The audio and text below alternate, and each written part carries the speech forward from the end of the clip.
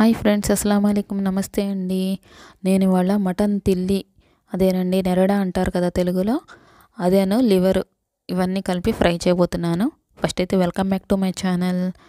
మొత్తం కలిపి నేను 1/2 kg క్వాంటిటీలో తీసుకుంటున్నానండి. అన్నీ కలిపి 1/2 kg తీసుకుంటున్నాను. ఇలా మన వీడియోలో చూపించిన విధంగా చిన్న చిన్న ముక్కలుగా కట్ చేసి ఒక పక్కన పెట్టుకోవాలన్నమాట. మొత్తం కడిగి తర్వాత కట్ చేసుకోవాలి. ఇప్పుడు కుక్కర్ తీసుకొని అందులో 2 టేబుల్ స్పూన్స్ ఆయిల్ వేసుకున్నాను. అవి కొంచెం వేడయ్యాక మనం చిన్న చిన్న ముక్కలుగా కట్ చేసుకున్నాం కదా, ఆ ముక్కలని డైరెక్ట్గా వేసేయాలి. వేసేసి 1 స్పూన్ కల్లుప్పు ఉంటుంది కదా, కల్లుప్పు కానీ సాల్ట్ కానీ మరి ఎక్కువగా వేయకండి, చూసుకొని వేసుకోండి. 1 స్పూను ఉప్పు, 1/2 స్పూన్ పసుపు, 1 స్పూన్ కారం, 1/2 స్పూన్ అల్లం వెల్లుల్లి పేస్ట్ వేసాను.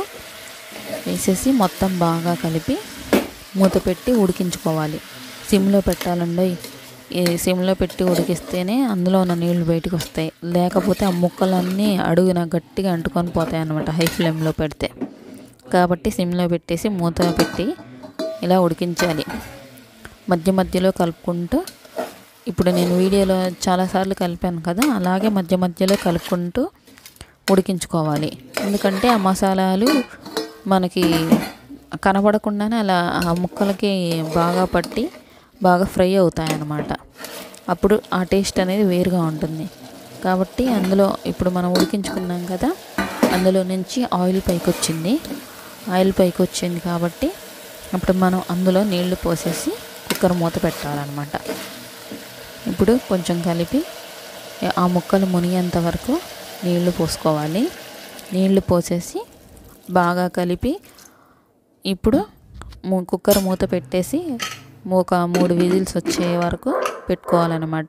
ఆవిరి మొత్తం పోయాక మూత తీస్తాం కదా, ఇప్పుడు చూడండి ఎన్ని నీళ్ళు ఉన్నాయో. ఇప్పుడు హై ఫ్లేమ్లో పెట్టేసి మూత పెట్టి ఉడికించుకోవాలి. హై ఫ్లేమ్లో పెడితే ఆ నీళ్ళన్నీ ఎగిరిపోయి దగ్గరకు వచ్చేస్తుంది అన్నమాట. ఇప్పుడు అది పక్కన పెట్టేసి ఒక కడాయి తీసుకోవాలి. అందులో 2 స్పూన్ల నూనె వేసుకొని ఒక చిన్న సైజు ఉల్లిపాయ కట్ చేసుకొని వేసుకోవాలి. ఎక్కువ ఉల్లిపాయలు వేస్తే మళ్ళీ ఫ్రై తీయగా అయిపోతుంది అన్నమాట.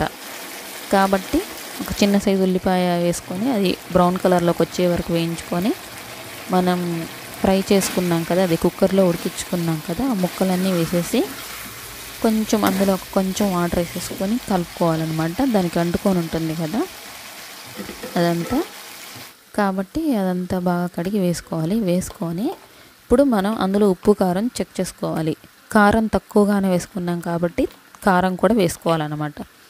వేసుకొని బాగా ఫ్రై చేయాలి. ఫ్రై చేసేసి ఇప్పుడు నూనె పైకి వచ్చింది కదా, అందులో ఉన్న నీళ్ళన్నీ ఎగిరిపోయి ఇలా నూనె పైకి వచ్చేంత వరకు మామూలుగా ఫ్రై చేసుకోవాలి. ఉప్పు కారం మాత్రం వేసుకొని నూనె పైకి వచ్చాక 1.5 స్పూన్ అల్లం వెల్లుల్లి పేస్ట్ ఫ్రెష్గా చేసిందనమాట, అది వేసుకొని ఇలా బాగా కలుపుకుంటూ ఉండాలి. కొంచెం మీడియం ఫ్లేమ్లో పెట్టేసి ఇలా కలుపుకుంటూ ఫ్రై చేస్తూ ఉంటుంటే ఈ ముక్కలన్నీ ఇప్పుడు గ్రేవీ లాగా ఉంది కదా, అదంతా ముక్కలు పీల్ చేసుకొని దగ్గరగా వచ్చేస్తుంది అనమాట. అల్లం వెల్లుల్లి పేస్ట్ ఫ్రెష్గా చేసింది వేస్తే ఏమవుతుందంటే ఈ మటన్లో, ఈ లివర్లో వాటిలో ఒక రకమైన స్మెల్ వస్తుంది కదా, అవి ఏం లేకుండా చాలా మంచి స్మెల్ వస్తుంది అనమాట. ఫ్రెష్ అల్లం వెల్లుల్లి పేస్ట్ మాత్రమే వేసుకోండి.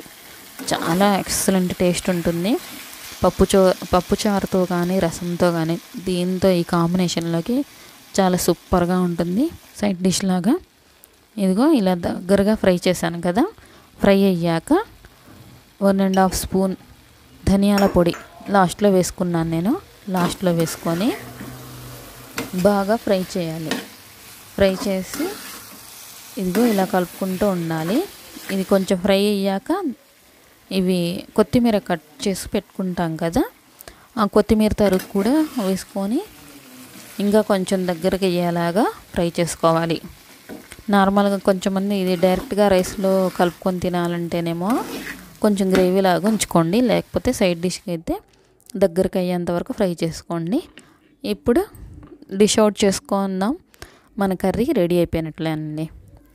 ఒక గిన్నెలోకి తీసుకొని ఇలా కొత్తిమీర తరుగుతో డెకరేట్ చేసుకుంటే రెడీ అయిపోయినట్లేనండి. Thank you for watching. Please subscribe my channel.